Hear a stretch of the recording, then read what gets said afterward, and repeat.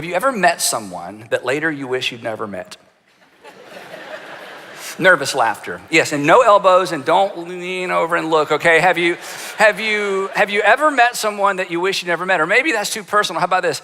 Has your wife or your husband ever met someone you wish they had never met? That maybe they wish they never met, or maybe they're a little bit too happy that they met. I mean, you know what I'm talking about? Or maybe have your kids ever met people that you wish they had never met? And all of us have a story, and the answer is yes. And this is such a strange dynamic, but we're going to talk about it for a few minutes. It's folks we've met, isn't this true? It's folks we've met that are connected to our greatest regret. I don't know what your greatest regret is, but I bet you weren't alone, right? I don't know what your greatest regrets are, but chances are you weren't alone. Or if you were alone, it was still connected to a relationship. And this is such a strange thing because our greatest regrets involve people oftentimes. And the people they involve, they're not our enemies.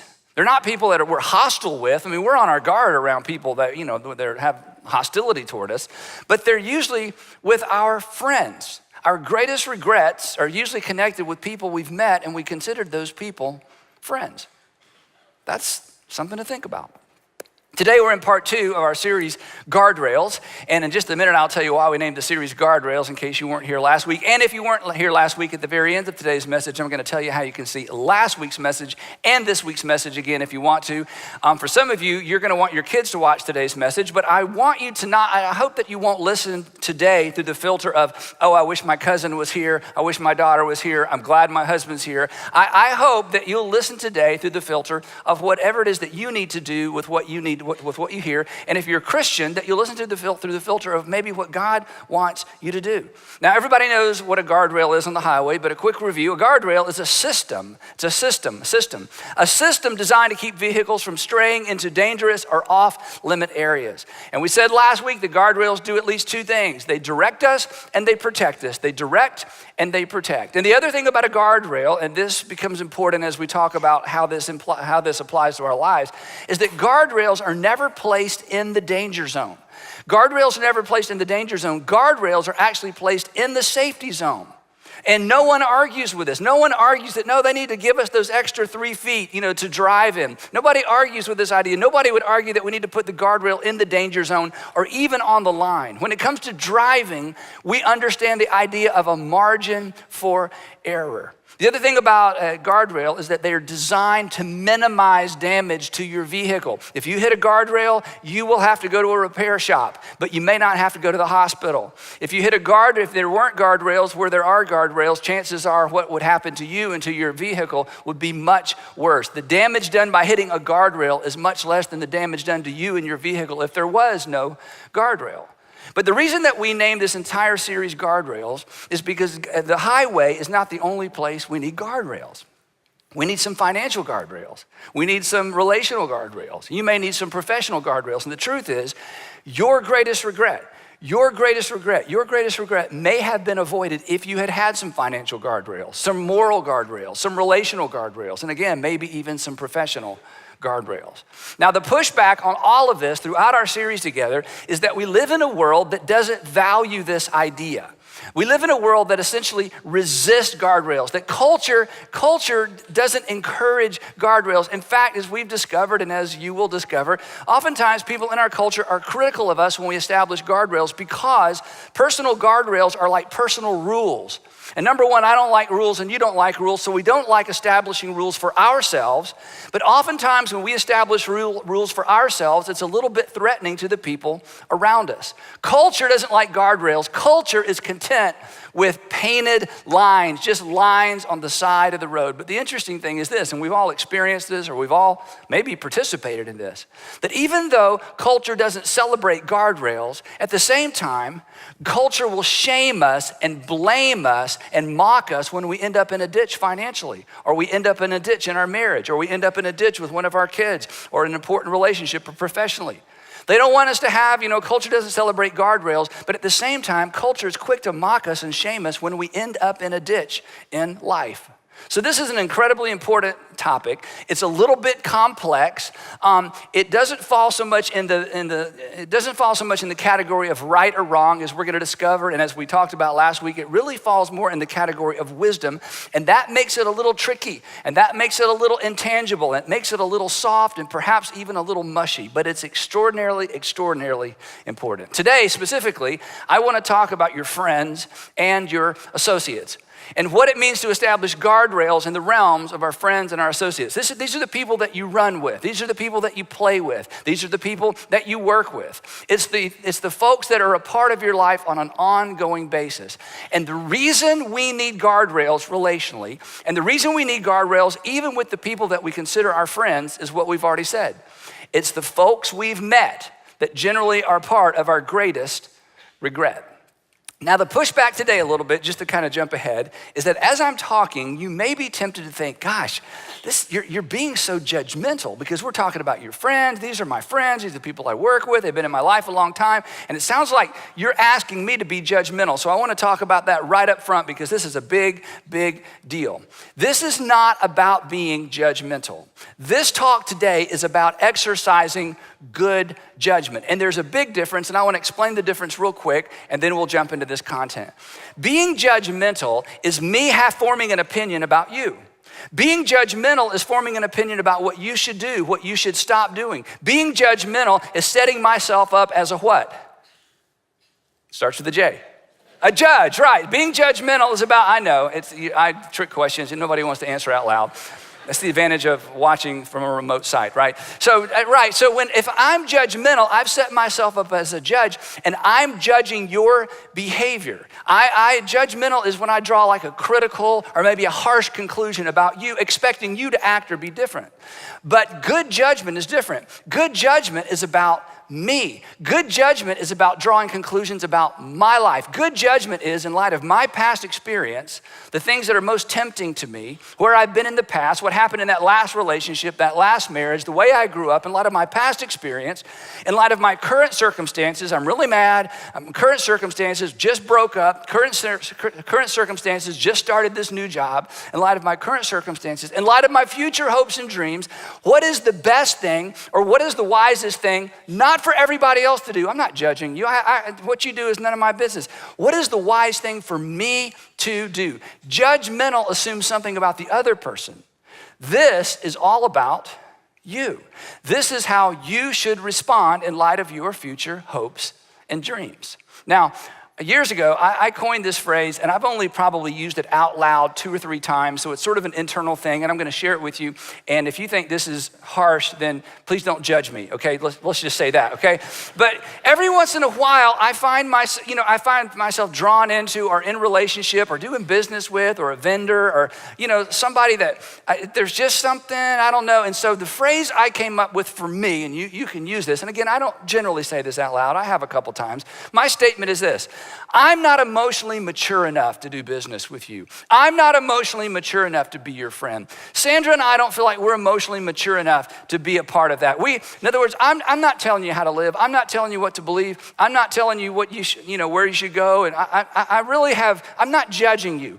I'm just looking at me. I'm just looking at us. And based on our past and where we are and where we want to be, we're just not ready for it. Now, a couple of times when, there's been situations people have kind of pushed for a relationship or push, and I have said, you know what? Here's the deal. I'm not blaming you. I'm not being critical of you. It's on me. I'm not emotionally mature enough to be involved in this anymore. So you can borrow that. The point is, this is not about judging other people. This is about making wise decisions in light of the fact, come on, we've already acknowledged, that your greatest regret involved people you had met. And most of us can think of at least one person, some of you half a dozen, you wish you'd never met. Now, is that being judgmental? No, that's hindsight that says, I wish I had used better judgment. Now, if that doesn't help, let me go at it from a different angle. When you were a child, when you were growing up, when you were middle school or high school, your mom or dad or your mom and dad or your uncle or your grandparents or whoever had responsibility for you, if they were good grandparents, aunts, uncles, or parents, they were paranoid regarding your friends. They were. They paid such good attention to your friends, right? In fact, there were times when they said, you can't go over there, she can't come over here, you can't date her. They would forbid you. Some of your moms read your journals. Girls, ladies, if you had journals, they would sneak in there and read your journal. You'd find out, you'd be so angry, and you'd put tape on the bottom of your door to see if anybody came in your room, And then your mom took the door off. I know that's kind of a thing, take the door off. We never did that. That's kind of odd, but hey, sometimes you got to do what you got to do. Some of you, they were so extreme and the situation was so extreme, maybe they pulled you out of that school and put you in a different school. Maybe they just packed up and moved, just left the community, left the state. We're going to London. We got to get you out of this environment, And when you were on the receiving end of that, your response was like, most kids are like, you're being so judgmental, you're judging my friends. Well, now many of you are parents and you are paranoid-er, okay? And the reason you're paranoid-er is because you remember who? You remember you, right? You remember your friends and you look back. In fact, when I asked the question, have you ever met somebody you wish you'd never met? Some of you went as far back as college. Some of you went as far back as high school. So what your mama knew and what you know is that this is a thing. I mean, there's a relationship between what happens there's a thing that goes on in relationships that can be super healthy or it can be super negative. Now that you're a parent, you have some big advantages over your parents in most cases because you can stalk your kids' friends. And in fact, it's true. Come on, this is true, right?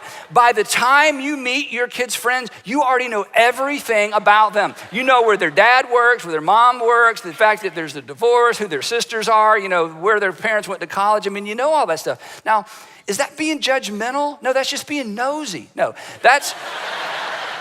No, it's because you care. It's because you care. It's not that you're trying to tell other parents how to raise their kids or tell other kids what to do.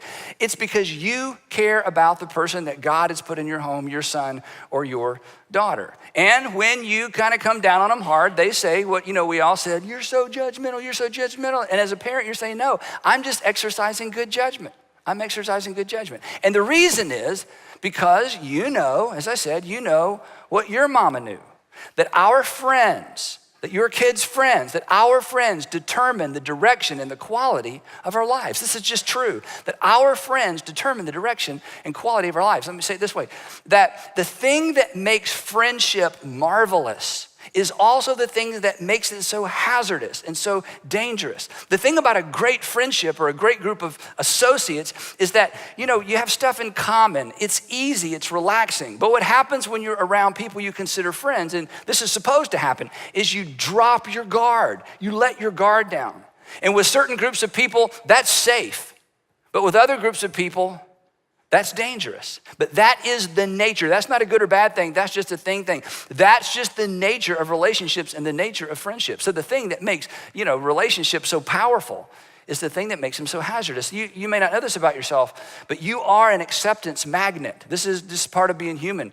You are drawn to environments where you are accepted deeply. We all are. And if those are good environments, great. If they're not, that's not great, but we're drawn there either way. We are drawn toward places where we feel safe, where we feel accepted. And you've seen this happen with other people. You maybe can remember this from something in your past, but this is a continuous, ongoing dynamic, which means when it comes to relationships, friendships, associates, we need to be a little bit on our guard. We need guardrails. Now, if your experience doesn't prove this to you, or that's not enough evidence, my assistant, Diane Grant, sent me an article last week because she knew I was talking about this. And it's an article written by a neuroscientist, Morin Cerf, who is a professor at Northwestern University.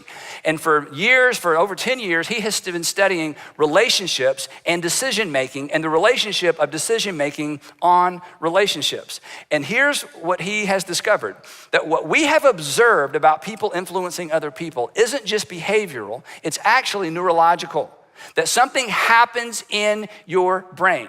In fact, in this study, they've discovered that that the brain waves of people when they spend time together actually begin to look identical. That the brain waves, before the behavior, before the attitude change, there is something that happens on the inside in our brains when we spend time with other people. Brain waves begin to line up. Now, that's kind of scary. That can encourage you or discourage you. Here's what he says, a couple of statements from the article. He says, the more we study engagement, we see time and time again that just being next to certain people actually aligns your brain with them. So look to your left, look to your right, okay? That while we sit here together, your brain waves are being aligned with them. In fact, it just happened. It did. Let me tell you how it just happened. Words came out of my mouth, I vibrated the air in the room, and your brain took those vibrations and turned them into words, and then you laughed with people you've never met with before. It just happened. Your brainwave, just me making you laugh together kind of lined you up. That's kind of scary. He says, this isn't just behavioral. This is neurological. He goes on, he says this, and this is pretty powerful. If people want to maximize happiness, that's me, and minimize stress, that's you.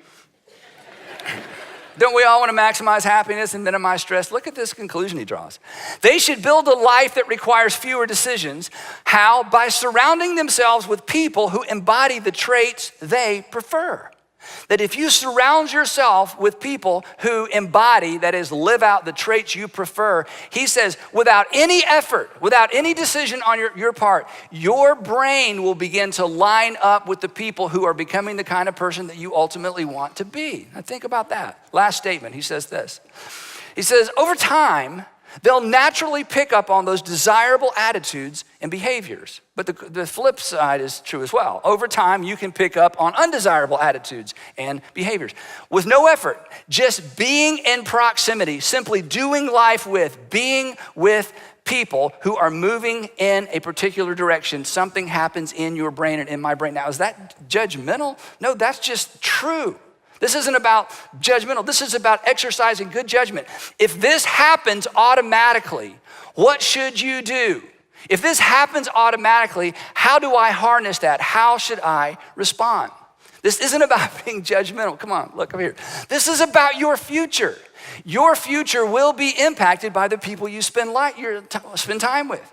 Your future will be impacted by the people you are in community with. Your future will be impacted by the people that you do life with. Now, interestingly enough, 3,000 years ago, before we were able to look at the brain, King Solomon, Israel's third king, there was Saul and David, and then his son Solomon became king, considered one of the wisest men who've ever lived. Some people say the wisest man who will ever live. 3,000 years ago, he makes a statement that punctuates what we have finally discovered. 3,000 years ago, here's what Solomon wrote.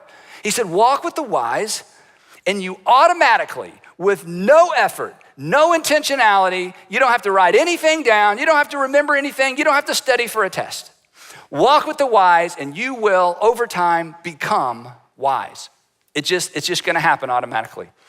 Now, what is wisdom? We've talked about this. Wisdom is somebody who understands that life is connected, that the dots connect, that my past connects to my present, which is gonna be some sort of predictor of my future. That's what wisdom is. And he says, if you spend time with wise people, over time you will become wise. That wisdom is contagious. Imagine that.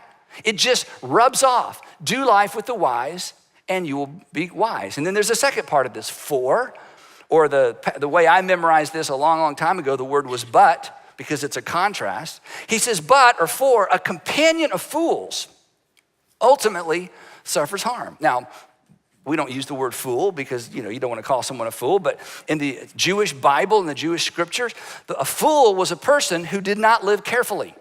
A fool was somebody who did not understand about how the past connects to the present. That's a predictor of the future. A fool is somebody that just lives for the day. A fool is is the person that's like, well, tomorrow is tomorrow, and when I get to tomorrow, I'll deal with tomorrow. A fool is someone who, as Paul said last week when we started the series, is not careful. Remember the Apostle Paul says, walk carefully or live carefully or be careful where you step, essentially he said. A fool is someone who's just not careful. But the interesting thing about what Solomon said is what he doesn't say. Let me read it to you again. Walk with the wise and you become wise. Okay, if I hang out with wise people, I become wise. You would expect him to say, hang out with fools and you'll become a fool, but he doesn't say that. What Solomon says is that it's worse than that. Because if you spend time with, surround yourself with, do life with fools, over time, you're not simply gonna become a fool, you're going to suffer harm. That is, when their life goes bad, it's a proximity thing. The closer you are to them, the greater the odds that something bad happens to you. As they go, you go. To which we say, yeah, but I don't do what they do. To which Morin Cerf, the neuroscientist, would say, yeah, but stick around them long enough and you probably will, because your brain waves are gonna line up.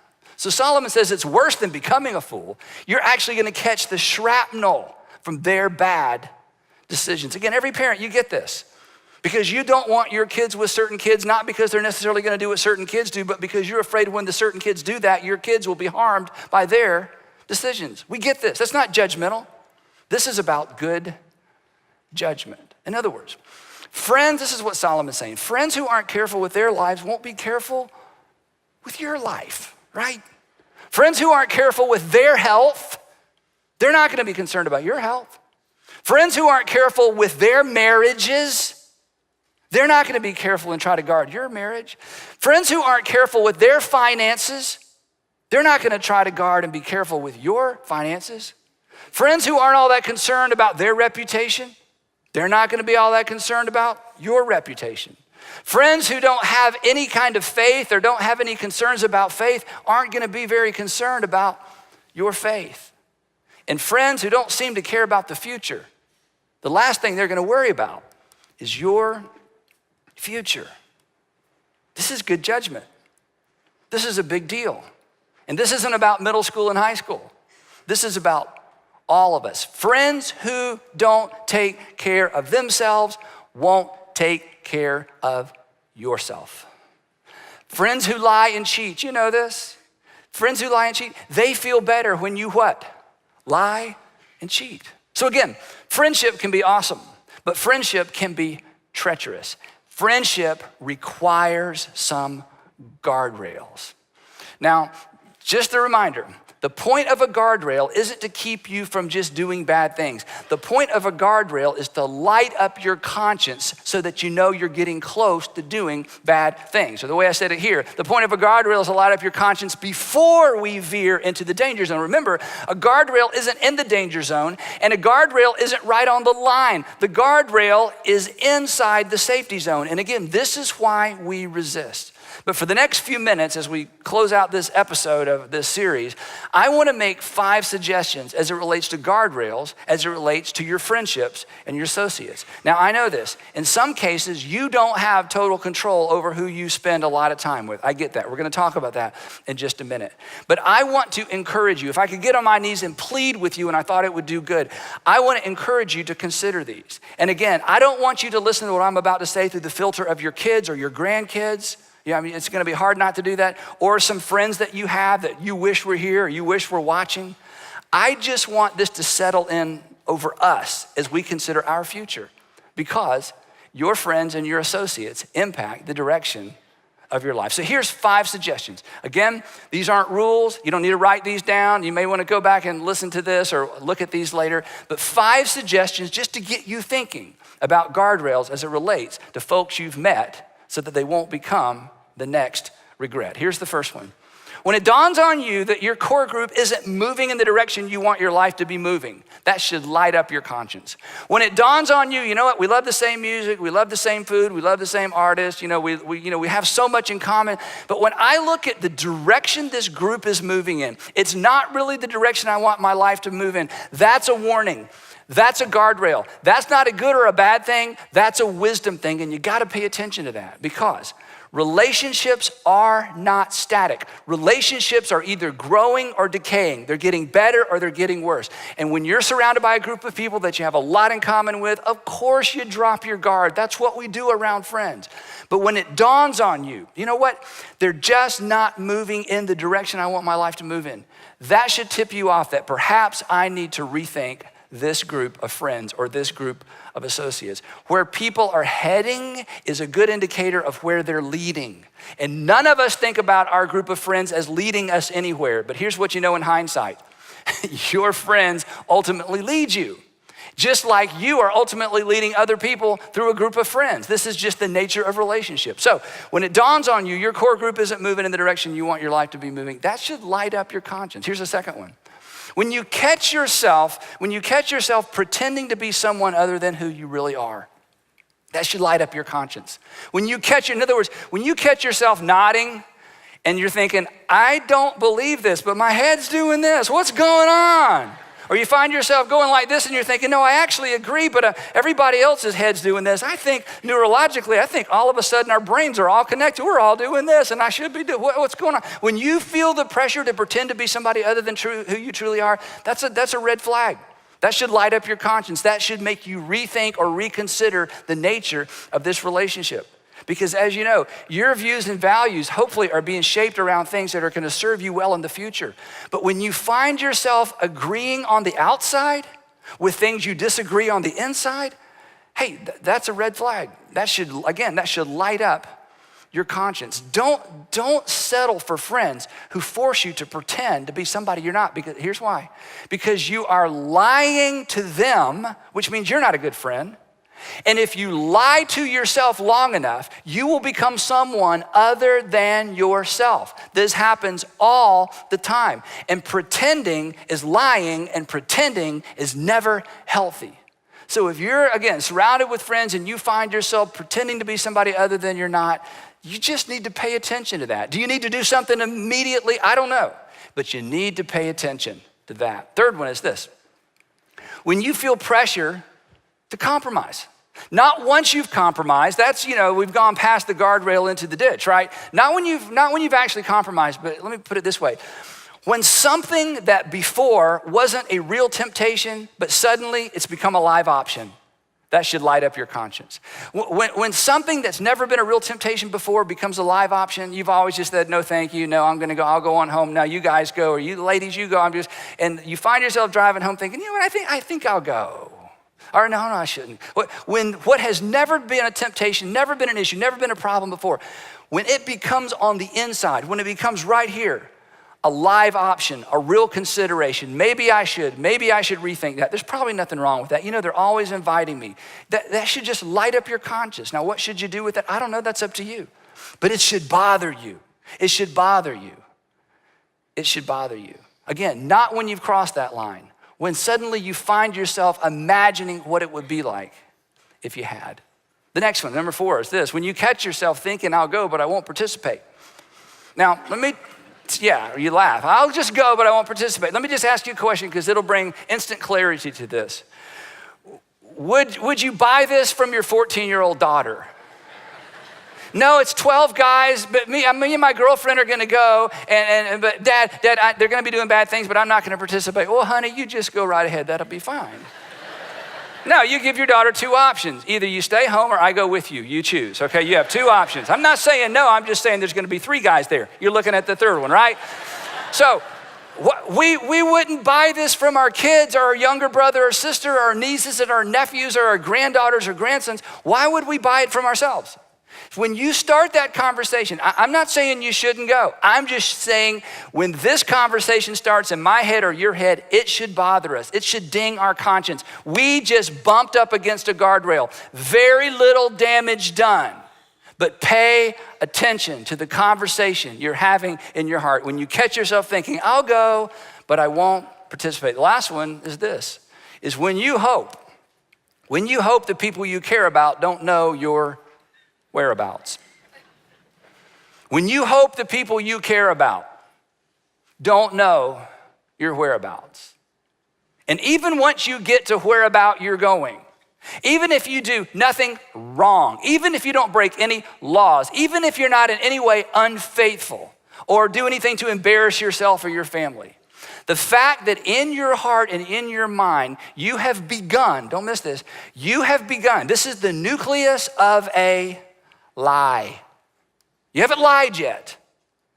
But if you think you would be tempted to lie so they don't know where you are or who you are with, that should bother you. Not because you've done anything wrong, but because you have established a guardrail. If you wouldn't want to have to tell them, if you hope they never find out, that should bother you. Come on, we're adults. That should be enough. That should tip you off. Okay, if I don't want the people that I care about to know where I am, to know my whereabouts, then I have no business going. Now again, in culture, it's like, oh come on. It's just this, it's just that. They won't know, and if they find out, just tell them. I mean, really, you feel like you gotta tell her, you gotta tell them, and you're like, well, No, yeah, on the inside, yeah, but on that, no, you're right. Oh, who am I? There we go. Now, if I get this. If this sounds kind of over the top and narrow and so judgmental, or maybe, oh, this is good for kids, but not for me, I get that. But here's why I'm adamant. Here's why I'm sure. Here's why, again, if I could get on my knees and beg you to do this and you do it, here's why I feel so strong about this. Partly because of what I do and the stories I hear. Partly because of the world we live in. Partly because I know myself. And partly because tomorrow morning, hundreds of people in this community, thousands of people in our city, maybe tens of thousands of people in our state, and hundreds of thousands of people all over our country are gonna wake up tomorrow morning, stumble in the bathroom, look in the mirror and wonder. They're gonna wake up and look at who they woke up with and they wonder. They're gonna see in the mirror a person that they didn't think they would ever see in the mirror. And they're gonna wonder. And they're gonna wonder, how did this happen? How did this happen? How did this happen to me? How did I get here? Whose life is this? And the answer to all of their questions is the same answer. Our friends still determine the direction and the quality of our lives. It's why you need guardrails. It's why I need guardrails. It's why we need some internal rules that light up our conscience, not when we get into the danger zone, but long before we get there. Now, Jesus said something so significant, but we missed this. This is one of those little subtle Jesus sayings. It's not a popular one. It's not a famous one, but it should be. When Jesus was on the earth and when Jesus taught, there was a group of people that always had a counterpoint for every one of his points. No matter what Jesus said, they had an argument against it. And so one day, Jesus throws up his hands. I don't know if he threw up his hands or he smirked or he laughed or he smiled. I don't know what his body language was. But finally one day, he had just sort of gotten to the end of all this. And it was he makes this statement that's so powerful, but it sort of flies under the radar because of the context in which he said it. And again, because we don't talk about it very much. Here's his response to the people that just were not going to let him win the argument. No matter what he says, they were not going to let him win. So finally one day he says this, wisdom, I love this, wisdom is proved right by all her children. In other words, time will tell. Wisdom always has the last at bat. Wisdom always has the last word. But because wisdom is not an absolute, there is always a counter argument to be made. In other words, these 5 suggestions I've given you, I guarantee you, you are smart enough to go home or get in the car with your friends or your family or to sit down with me and give me a counterpoint for all of those things, why that's the most ridiculous thing in the world, why that's silly, Andy, you shouldn't tell people like that. You shouldn't plant those kinds of seeds. You're so judgmental. You're making everybody be afraid. I mean, and you could win the argument. Because wisdom is not an absolute. Wisdom plays in the gray space. Wisdom plays just inside the borderline, oftentimes from relational, financial, and personal disaster. Put it this way. Wisdom will allow you to win the argument, but ultimately you'll lose in life. That was Jesus' point. That wisdom is proved right, not in the courtroom, not in the debate. Wisdom is proved right by the outcome. And establishing personal guardrails as it relates to friends and associates, establishing personal guardrails, it's not a lack of concern for other people. It's not a lack of love for other people. This isn't even about other people. It's about your future hopes and dreams, your future marriage, your future relationship with your kids, your future finances. It's about being in a position to help those friends that you may have had to distance yourself from once they begin to reap what they have sown. It's not a lack of love. In fact, it's an expression of love. Because by remaining in the safe zone, you are better positioned to help other people and to help some of those very same friends once they cross those lines. And life begins to come back. Life begins to come back, and life comes back and begins to haunt them when the result of their decisions begin to come back and show themselves in their lives, their relationships, their finances, and their families. Wisdom, Jesus was right. Wisdom is proved right by all her children. Walk with the wise and become wise. As Paul said, be careful how you live, not as unwise, but as wise, making the most of the day, for the days are evil. So I want to encourage you, think about what we've talked about, to establish some personal guardrails as it relates to friends and family members. One of the reasons that we're so adamant about community groups and small groups is you have no control over most of the time who you work with.